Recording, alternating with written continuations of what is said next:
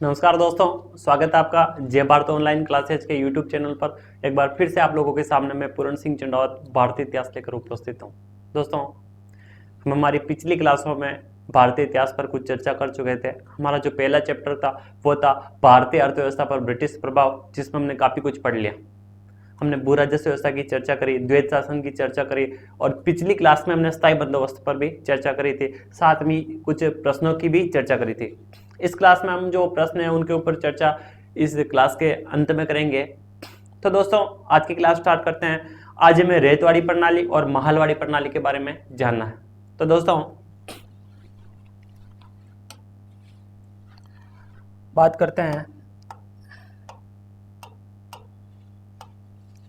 रेतवाड़ी प्रणाली की। नाम तो सुना होगा आपने, रेतवाड़ी प्रणाली।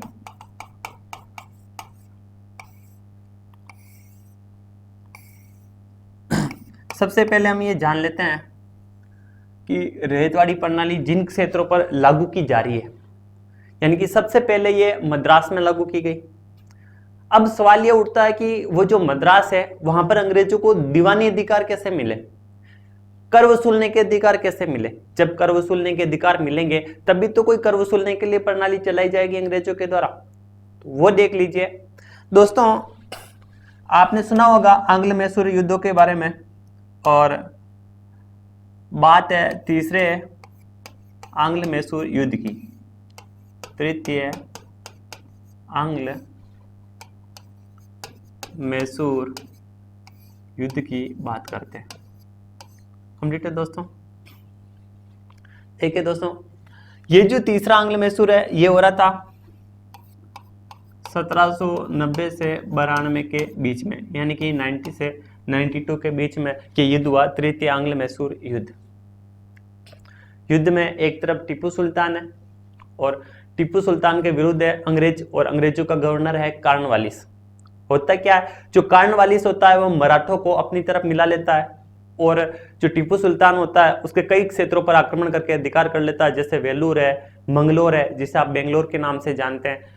उसके बाद क्या होता है दोस्तों कि टीपू सुल्तान लगभग हारने की कगार पर आ जाता है, यानी कि आप ये कह सकते हैं कि लगभग हार चुका था।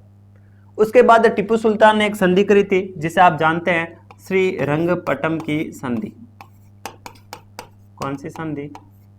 श्रीरंगपट्टम की संधि।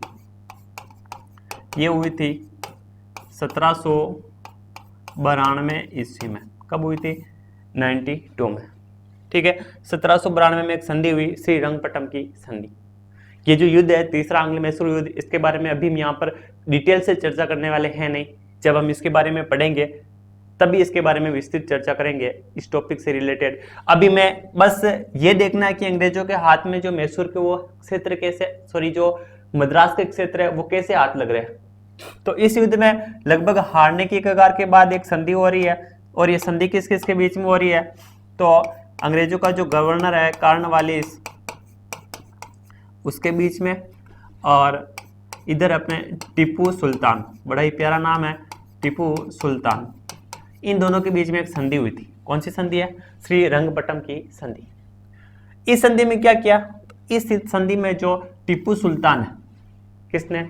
टीपू सुल्तान ने अंग्रेजों को, कार्नवालिस को जो मद्रास के कुछ क्षेत्र थे वो दे दिए, यानी कि जो मद्रास के कुछ क्षेत्र टीपू सुल्तान के थे वो क्षेत्र अंग्रेजों को दे दिए। किसने? टीपू सुल्तान ने।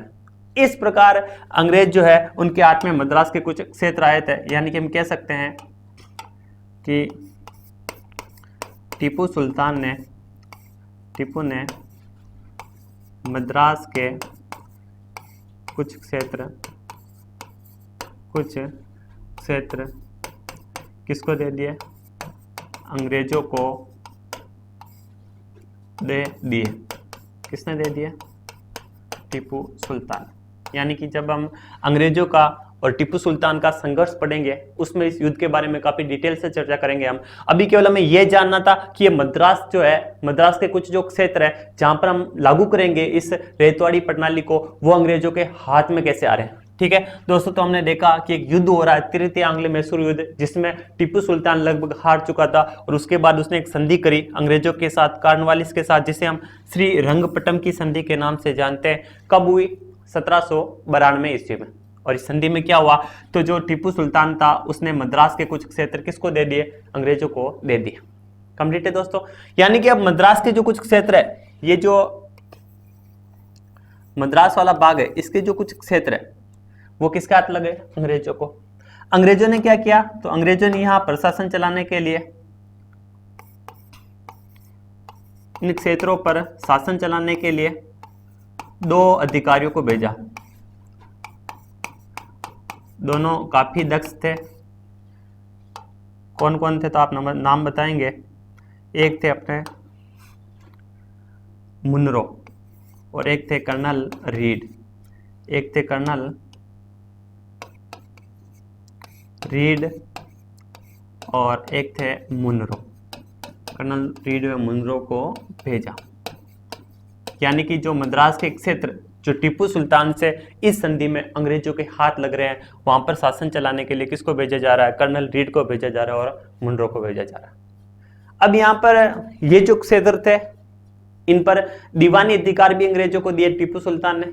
दीवानी अधिकार यानी कि कर वसूलने के अधिकार, यानी कि वहां से कर वसूलने के अधिकार, राजस्व वसूलने के अधिकार भी किसको दे दिए गए, अंग्रेजों को दे दिए गए।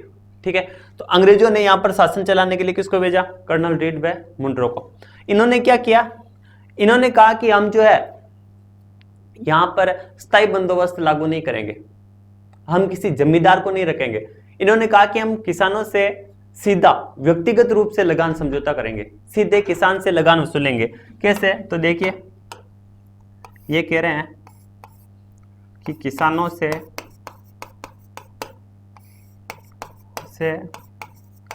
व्यक्तिगत लगान समझौता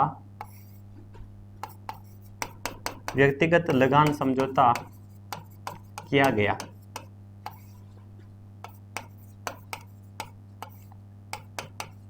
व्यक्तिगत लगान समझौता, और इसे ही हम कहते हैं रेतवाड़ी प्रणाली, कि किसानों से सीधे लगान समझौता करना। कैसे, तो इसे भी आप समझ लीजिए कि रेतवाड़ी प्रणाली होती क्या है। देखिए दोस्तों, जैसे कि हम पिछली क्लासों में देख रहे थे कि अंग्रेज है और अंग्रेज किससे लगान वसूल रहे हैं, तो किसानों से। किससे, किसानों से। और अंग्रेज जो किसानों से लगान वसूल रहे हैं वो किसके द्वारा वसूल रहे हैं, तो हमने देखा था कि वो जमींदार की सहायता से या जमींदार के माध्यम से लगान वसूल रहे थे। कि जमींदार था जो अंग्रेज किसानों से लगान वसूल रहा था और किसको दे रहा था, अंग्रेजों को। ये हमने स्थायी बंदोबस्त में देखा। लेकिन यहां पर कर्नल रीड और मुनरो कह रहे हैं कि हम बीच में किसी भी बिचौलिए को नहीं रखेंगे, बीच में कोई जिम्मेदार नहीं होगा। कह रहे हैं कि हम सीधे व्यक्तिगत रूप से किसानों से लगान समझौता करेंगे, यानी कि सीधे किसानों से लगान वसूलेंगे, बीच में कोई बिचौलिया नहीं होगा। जैसे कि ये कह रहे हैं कि बीच में कोई भी जमींदार नहीं होगा और हम जो है सीधे किससे, किसानों से। यानी कि अंग्रेजों के जो अधिकारी होंगे वो सीधे किससे लगान वसूलेंगे, किसानों से। ये होती है रेतवाड़ी प्रणाली, कि किसानों से व्यक्तिगत रूप से लगान समझौता करना, बीच में कोई भी बिचौलिया नहीं है। जिस प्रकार स्थायी बंदोबस्त में जमींदार किसानों से लगान वसूल रहा था, इस प्रकार इस व्यवस्था में यहाँ पर बीच में कोई भी बिचौलिया नहीं है, जमींदार नहीं है, सीधे अंग्रेज जो है किससे लगान वसूलेंगे, किसानों से। कंप्लीट है दोस्तों, ये होती है रेतवाड़ी प्रणाली। तो इन्होंने किसानों से व्यक्तिगत लगान समझौता किया और क्या किया, तो भूमि का वास्तविक स्वामी, भूमि का वास्तविक स्वामी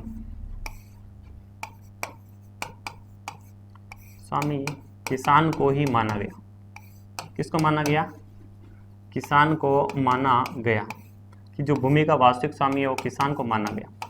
यानी कि हमने स्थायी बंदोबस्त व्यवस्था में क्या देखा था कि जो जमींदार है उसको भूमि का वास्तविक स्वामी माना जा रहा है, सारी जिम्मेदारी जो है जमींदार को दे दी गई दोस्तों। लेकिन यहां पर ऐसा कुछ नहीं है, यहां पर भूमि का वास्तविक स्वामी किसान को ही माना गया है, सारी जिम्मेदारी किसान की है। अगर किसान चाहे तो वो अपनी भूमि को बेच सकता है, विक्रय कर सकता है, और वो अपनी भूमि को चाहे तो गिरवी भी रख सकता है। क्या रख सकता है, गिरवी। यानी कि भूमि को बेच भी सकता है किसान और गिरवी भी रख सकता है, क्योंकि भूमि का स्वामी किसको माना जा रहा, किसान को माना जा रहा। जबकि वहां पर स्थायी बंदोबस्त में भूमि का स्वामी, वास्तविक स्वामी किसको माना गया, जमींदार को। कि जमींदार को यह अधिकार था कि अगर कोई किसान लगा नहीं दे पा रहा है तो वो जमींदार उस किसान की भूमि को बेच सकता था या जब्त कर सकता था। लेकिन यहाँ पर जो वास्तविक अधिकार है वो किसके पास में, किसानों के पास में ही है। यानी कि सारी जिम्मेदारी किसान के पास में है, और अगर लगान नहीं दे पाएगा किसान तो लगान नहीं देने पर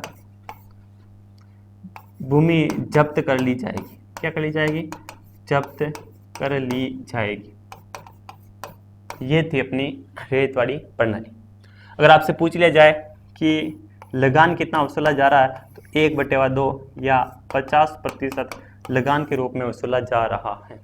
कितना, 1/2 या 50%, यानी कि उपज का आधा भाग लगान के रूप में वसूला जा रहा है। ठीक है दोस्तों, तो ये रेतवाड़ी प्रणाली का कॉन्सेप्ट हुआ जिसकी हमने बात करी कि मद्रास के कुछ क्षेत्र है वो इस श्रीरंगपट्टम की संधि में, जो तृतीय आंग्ल मैसूर युद्ध हुआ, उसके बाद टीपू सुल्तान और कॉर्नवालिस के बीच एक संधि हुई श्रीरंगपट्टम की संधि। इस संधि में टीपू सुल्तान ने मद्रास के कुछ क्षेत्र किसको दे दिए, अंग्रेजों को, और वो जो क्षेत्र मिले वहां पर प्रशासन चलाने के लिए कर्नल रीड को और मुनरो को भेजा गया। किस किस को भेजा गया, कर्नल रीड व मुनरो को। फिर हमने क्या देखा कि इन्होंने रेतवाड़ी प्रणाली अपनाई। रेतवाड़ी प्रणाली का मतलब होता है कि सीधे किसानों से जाकर अंग्रेज अधिकारी अंग्रेजी लगान वसूलेंगे, बीच में कोई भी बिचौलिया नहीं होगा। जिस प्रकार जमींदार था, यहाँ पर जमींदार नहीं है और किसानों को ही भूमि का वास्तविक स्वामी माना गया। किसान चाहे तो अपनी भूमि को बेच सकता है, गिरवी रख सकता है, ठीक है। और लगान नहीं देने पर क्या होगा, तो किसान की भूमि को क्या कर लिया जाएगा, जब्त। और लगान कितना तय किया गया है, तो 1/2 या 50% लगान तय किया गया। कंप्लीट है दोस्तों। आगे की बात करते हैं, हम ये देख लेते हैं कि रेतवाड़ी प्रणाली लागू कहाँ हुई थी। तो ये प्रमुख क्षेत्र है। सबसे पहले तो आपको ये ध्यान रखना है कि रेतवाड़ी प्रणाली ब्रिटिश भारत के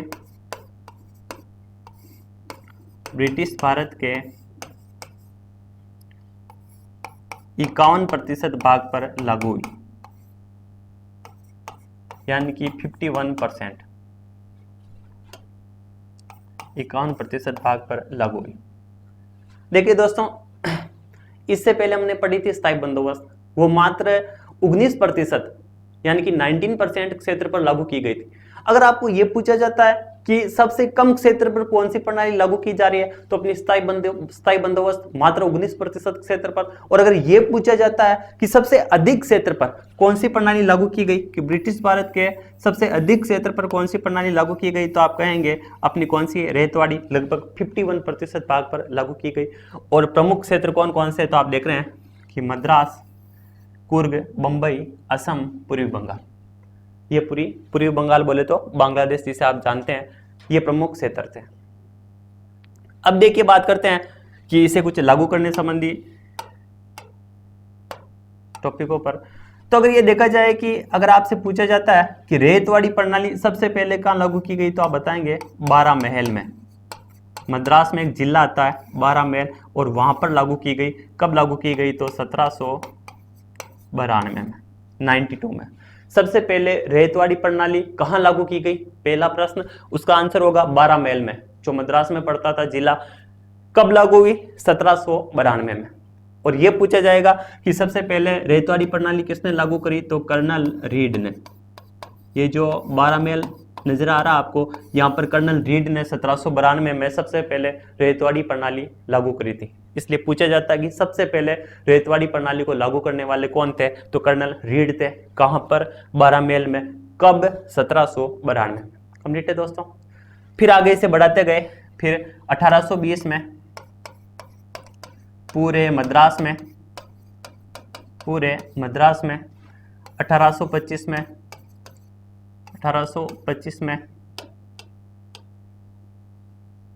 बंबई में, 1825 में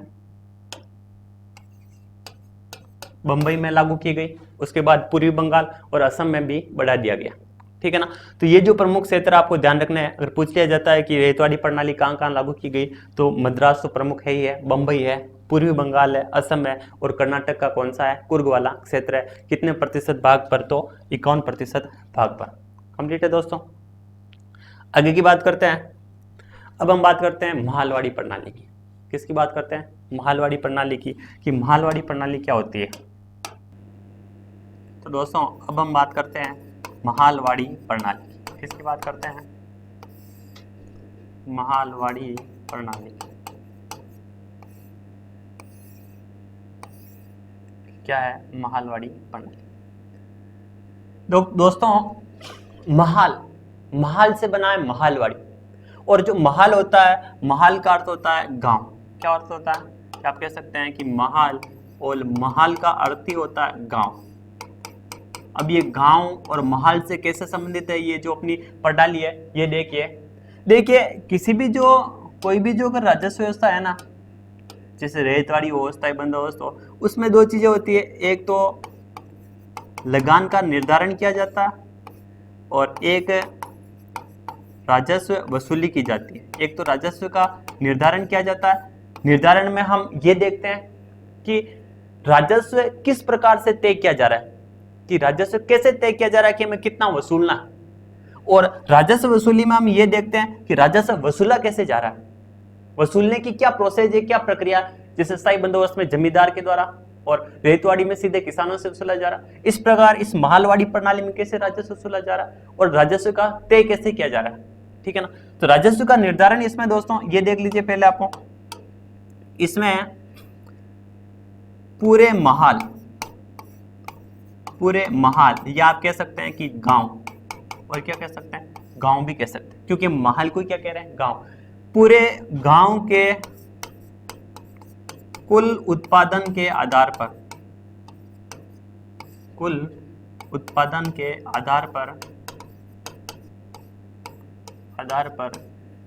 संयुक्त रूप से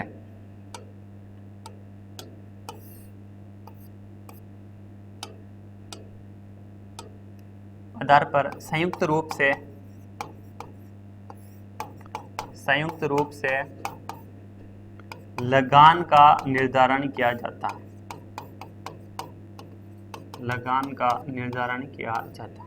यानी कि लगान का निर्धारण कैसे किया जा रहा है, तो आप देख रहे हैं कि पूरे महल के कुल उत्पादन के आधार पर संयुक्त रूप से लगान का निर्धारण किया जा रहा है।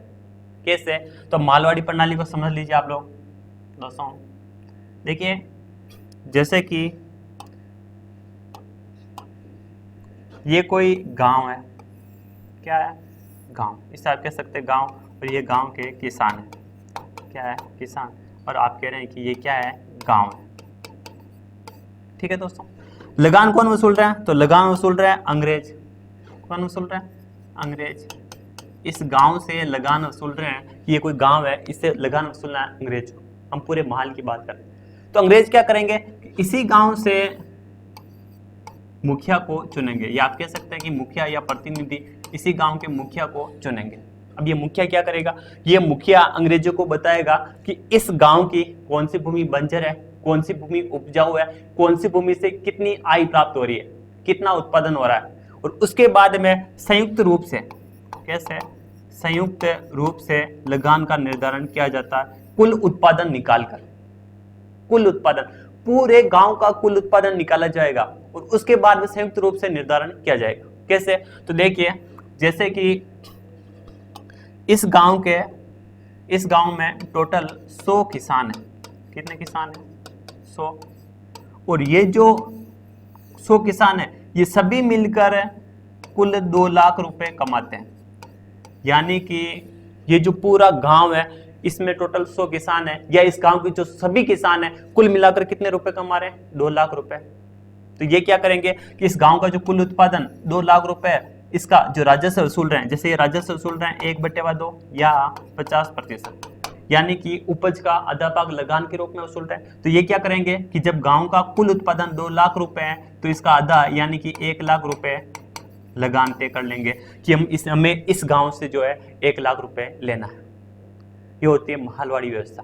इसमें इस प्रकार लगान का निर्धारण किया जाता है कि पूरे गांव का टोटल उत्पादन निकाला जाता है कि सभी किसान मिलकर कुल कितना उत्पादन कर रहे हैं, और उसके बाद में उस कुल का जो भी जितना भी भाग वो लगान के रूप में वसूल रहे हैं, जैसे कि आधा भाग लगान के रूप में वसूल रहे हैं, तो आधा लगान तय कर दिया जाएगा, जैसे भी 1 लाख किया गया, ठीक है।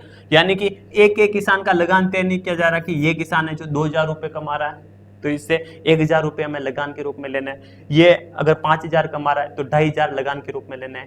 ये अगर 1,000 रुपये 2,000 रुपये कमा रहा है तो 1,000 रुपये लगान के रूप में लेना है। यानी कि एक एक किसान से अलग अलग लगान नहीं लिया जाएगा, उसका अलग अलग लगान नहीं तय किया जाएगा, पूरे गांव का लगान कुल उत्पादन निकालकर एक साथ संयुक्त रूप से निर्धारित किया जाएगा। समझ चुके दोस्तों? इस प्रकार तो हमारे जो ये सेंटेंस है इसमें ये पूरी बात छिपी हुई है।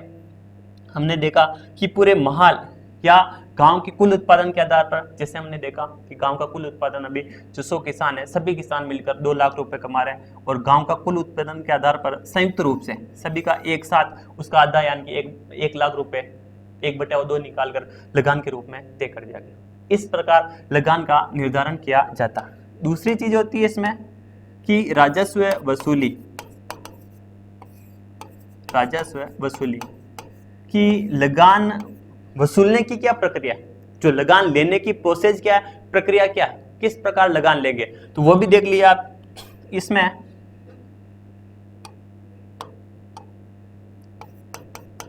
गांव के सभी किसान अपने मुखिया के द्वारा लगान देने की जिम्मेदारी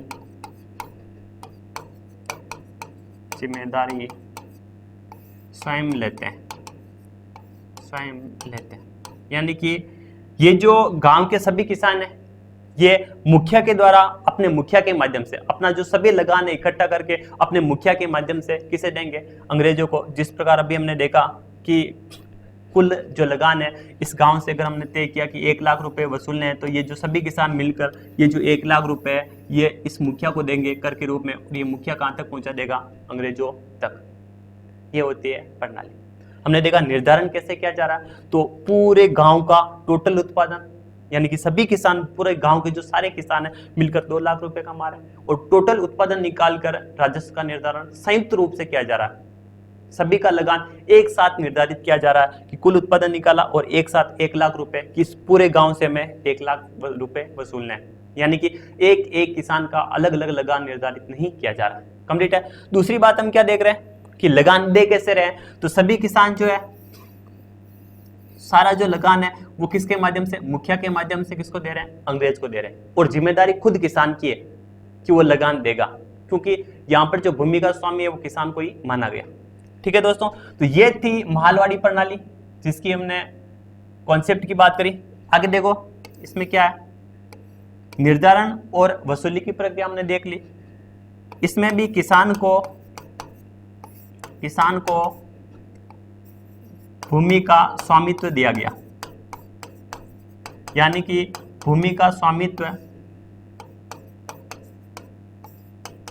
किसान के पास ही है। जिस प्रकार रेतवाड़ी प्रणाली में भूमि का स्वामी किसान को माना जा रहा है, उसी प्रकार यहाँ भी जो भूमि का वास्तविक स्वामी है, भूमि का स्वामित्व वो किसान के पास ही है। अगर किसान चाहे तो अपनी भूमि को यहाँ पर भी बेच सकता है और यहाँ पर भी क्या कर सकता है, गिरवी रख सकता है, क्योंकि खुद किसान की जिम्मेदारी। अभी हमने क्या देखा इसमें कि गांव के सभी किसान अपने मुखिया के द्वारा लगान देने की जिम्मेदारी स्वयं ले रहे हैं। यानी कि जो लगान देने की मुखिया तो एकमात्र माध्यम है, कोई जमींदार नहीं है, और वो जो मुखिया है वो उसी गांव का होगा जिस गांव से लगान वसूलना है, और मुखिया एक माध्यम है, लेकिन जिम्मेदारी किसकी है, किसानों की है लगान देने की।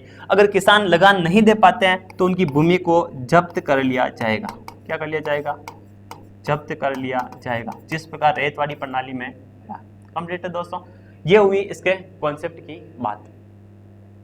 अब हम बात कर लेते हैं कि महलवाड़ी प्रणाली किसने लागू करी और कब लागू करी। तो देखिए आप कि महलवाड़ी जो प्रणाली है इसके जनक यानी इसको लागू करने वाले हाल्ट मैकेंजी को माना जाता। किसको, हाल्ट मैकेंजी को इसका जनक माना जाता। और इन्होंने कब लागू करी तो आप बताएंगे, इन्होंने 1822 ईस्वी में लागू करी। किसने, हाल्ट मैकेंजी। अगर आपको पूछ लिया जाए इसे आगे किसने बढ़ाया तो इसको आगे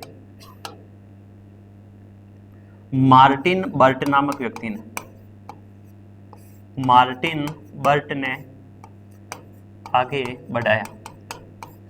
किसने आगे बढ़ाया, मार्टिन बर्ट ने आगे बढ़ाया। यानी कि महालवाड़ी व्यवस्था को लागू किसने किया? तो हार्ट मैकेंजी ने। और इसको सर्वाधिक विकसित करने का, आगे बढ़ाने का श्रेय किसको जाता है? तो आप बताएंगे कि मार्टिन बर्ट को इसको आगे बढ़ाने का, सर्वाधिक विकसित करने का श्रेय जाता है। कंप्लीट है दोस्तों।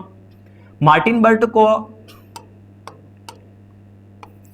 उत्तरी भारत की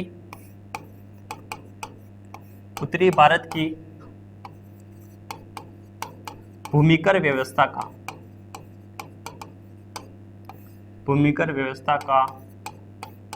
प्रवर्तक माना जाता है। क्या माना जाता है? प्रवर्तक माना जाता है। किसको? मार्टिन बर्ट को क्या माना जाता है? प्रवर्तक। यानी कि ये प्रश्न पूछा हुआ एसएससी में पूछा गया था कि उत्तरी भारत की भूमिकर व्यवस्था का प्रवर्तक किसे माना जाता है? तो आप बताएंगे मार्टिन बर्ट को माना जाता है, क्योंकि इन्होंने जो है ये जो अपनी महालवाड़ी प्रणाली है, ये भारत के उत्तर पश्चिम प्रांत में ज्यादातर, यानी कि जैसे पंजाब प्रांत है, फिर बाद में संयुक्त प्रांत है, फिर बाद में मध्य प्रांत है, यहाँ पर लागू हुई थी। उत्तरी भारत में ये प्रमुखता से साबित हुई, इसलिए कहा जाता है कि उत्तरी भारत की भूमिकर व्यवस्था का प्रवर्तक किसे माना जा रहा है? मार्टिन बर्ट को। एक आपको ध्यान रखना है, सर्वप्रथम मानचित्रों व पंजियों का प्रयोग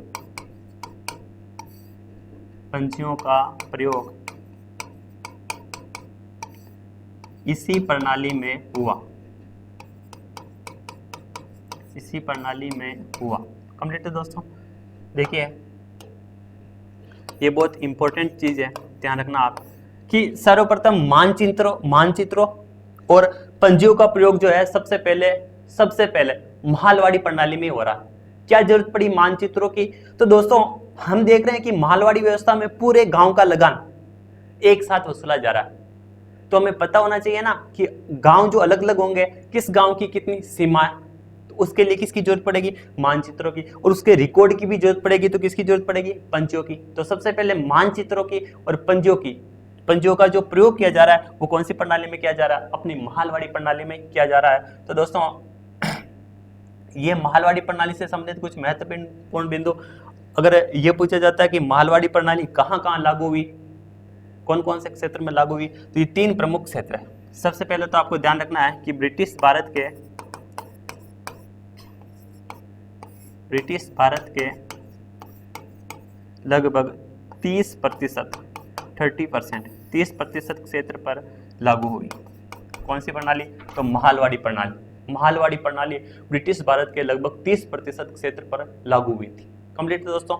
देखिए सबसे पहले पंजाब में लागू की गई, पंजाब प्रांत में, फिर संयुक्त प्रांत में और फिर मध्य प्रांत में। इन तीनों प्रांत में महालवाड़ी व्यवस्था लागू की गई लगभग 30% भाग पर। और दोस्तों संयुक्त प्रांत में हमने देखा था कि गाजीपुर और वाराणसी जो जिले हैं वो किस में आ रहे थे? स्थायी बंदोबस्त में आ रहे हैं, लेकिन जो बाकी का जो संयुक्त प्रांत है वहां पर महालवाड़ी व्यवस्था लागू की गई। तो ये 3 प्रमुख क्षेत्र है जो आप लोगों को ध्यान रखना है। और पूछ लिया जाए कि कितने प्रतिशत भाग पर महालवाड़ी व्यवस्था लागू की गई, तो 30% भाग पर। तो दोस्तों अब हमें कुछ प्रश्नों की चर्चा करनी है। हमने पहले पढ़ा था रेतवाड़ी प्रणाली के बारे में। रेतवाड़ी प्रणाली में हमने देखा है जो अंग्रेज है वो जमींदार को बीच में बिचौलिया नहीं रख रहे हैं, सीधे किससे? किसानों से लगान वसूल रहे हैं। वो थी रेतवाड़ी प्रणाली।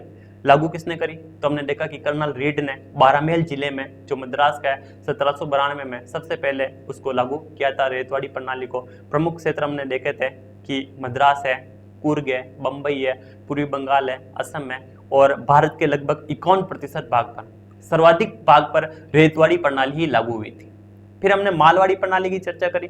ये क्या है? तो इसमें पूरे गांव का कुल उत्पादन निकालकर पूरे गांव का संयुक्त रूप से लगान निर्धारित किया जाता है। और लगान देते कैसे हैं, वसूलते कैसे हैं? तो पूरा गांव जो है, सभी किसान जो है मुखिया के द्वारा अंग्रेजों को लगान देते हैं। और जिम्मेदारी स्वयं की होती है, किसान खुद अपनी भूमि के स्वामी है। अगर वो अपनी चाहे तो अपनी भूमि को बेच भी सकते हैं, गिरवी भी रख सकते हैं, और लगान नहीं दे पाए तो उनकी भूमि को जब्त कर लिया जाएगा। महालवाड़ी प्रणाली को किसने लागू किया? तो अभी हमने देखा कि जनक हम हार्ट मैकेंजी को कह रहे हैं, 1822 में उन्होंने लागू किया था। आगे किसने बढ़ाया? तो कर्नल रीड ने बढ़ाया, जिसको हम उत्तरी भारत की भूमिकर व्यवस्था का प्रवर्तक कहते हैं। इंपॉर्टेंट है। प्रश्न पूछा जाता है कि सर्वप्रथम मानचित्रों का और पंजियों का प्रयोग कौन सी प्रणाली में हुआ? तो आप कहेंगे महालवाड़ी प्रणाली में। जरूरत पड़ रही है क्योंकि पूरे गांव जो है उससे लगान वसूला जा रहा है। कंप्लीट है दोस्तों। कुल कितने प्रतिशत भाग पर माहलवाड़ी व्यवस्था लागू हुई? तो 30% भाग पर। और प्रमुख क्षेत्र जो ये हम लोगों के सामने पंजाब, संयुक्त प्रांत और मध्य प्रांत। ठीक है दोस्तों, तो आज हमने रेतवाड़ी और माहलवाड़ी प्रणाली के बारे में भी चर्चा कर ली। अब हमें कुछ महत्वपूर्ण प्रश्न देखने हैं, कौन कौन से हैं। तो दोस्तों पहला प्रश्न आप लोगों के लिए है, जो पिछली क्लासों में हमने पढ़ा है कि कंपनी का नाम संक्षिप्त में ईस्ट इंडिया कंपनी कब किया गया। मैंने आपको बताया था जब अपनी पहली क्लास थी कि कंपनी का पहले नाम था the governor and company of merchants of London trading into the East Indies. उस बड़े नाम को संक्षिप्त में ईस्ट इंडिया कंपनी कब किया गया? तो आप लोगों के सामने 4 चार्टर एक्ट है, 1793 का, 1813 का, 1833 का और 1853 का। अगर आपने पढ़ा है तो जरूर जल्दी से कमेंट करके बताएं। तो दोस्तों ये जो कंपनी है इसका नाम ईस्ट इंडिया कंपनी 1833 के चार्टर एक्ट में किया गया था, ये हमने पढ़ा था। अगला प्रश्न है, जेम्स प्रथम का कौन सा राजदूत था जो जहांगीर के काल में भारत आ रहा है? हमने विलियम हॉकिंस के बारे में पढ़ा था, लेकिन विलियम हॉकिंस ऑप्शन में नहीं है, इसके बारे में चर्चा नहीं करी, लेकिन आपने जीके में जरूर पढ़ा होगा। अगर आपने पढ़ा है तो कमेंट करके बताएं कि इनमें से कौन सा था। फादर हेरास था, जॉन मिल्टन हॉल था, सर टॉमस रो था या मोनियर विलियम्स था।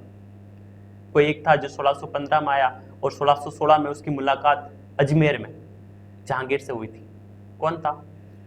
Sir Thomas Roe.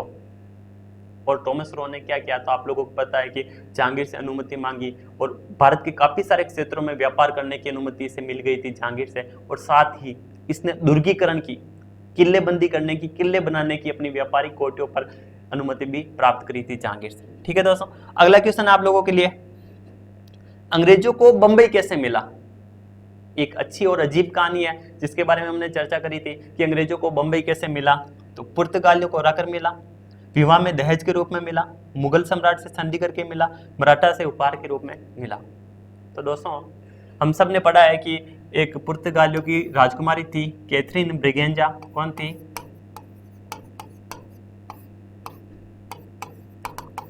Catherine Braganza. और इसका विवाह किसके साथ हुआ था? तो ब्रिटेन के राजा चार्ल्स सेकंड के साथ। और बड़ा विवाह है, बड़े विवाह में बड़े दहेज दिए जाते हैं और पुर्तगालियों ने चार्ल्स सेकंड को, ब्रिटेन के राजा को, जो बंबई है पूरा का पूरा बंबई दहेज में दे दिया था। कंप्लीट है दोस्तों, इस प्रकार विवाह में दहेज के रूप में मिला था। अगला प्रश्न है, अंग्रेजों ने मद्रास का पट्टा कहां के शासक से प्राप्त किया? हमने पढ़ा था कि मद्रास का गवर्नर जो था, जिसे हम फ्रांसिस डे कह रहे थे, उसे ही मद्रास का संस्थापक भी कहते हैं। तो उस फ्रांसिस डे ने जो है किसी राजा से जो मद्रास है वहां पर व्यापार करने के लिए पट्टे पर मद्रास प्राप्त किया था। कौन से राजा थे वो? तो दोस्तों हमने पढ़ा था कि वो राजा थे चंद्रगिरी के, और उनका नाम क्या था? तो दरमेला वेंकटापा। बहुत ही प्यारा नाम है और आसान नाम है, हम इसे आसानी से ले सकते हैं कि दरमेला वेंकटापा। आगे की प्रश्न की बात करते हैं, और आगे का प्रश्न है कि आरंभ में ईस्ट इंडिया कंपनी का क्या नाम था? जब कंपनी की स्थापना हुई थी, अभी हमने देखा कि 1833 में ईस्ट इंडिया कंपनी किया जा रहा, लेकिन जब कंपनी की स्थापना हुई थी तब ईस्ट इंडिया कंपनी का नाम था क्या? तो ऑप्शन 4 आप लोगों के सामने है, जल्दी से कमेंट करके बताएं अगर आपने पढ़ा है तो।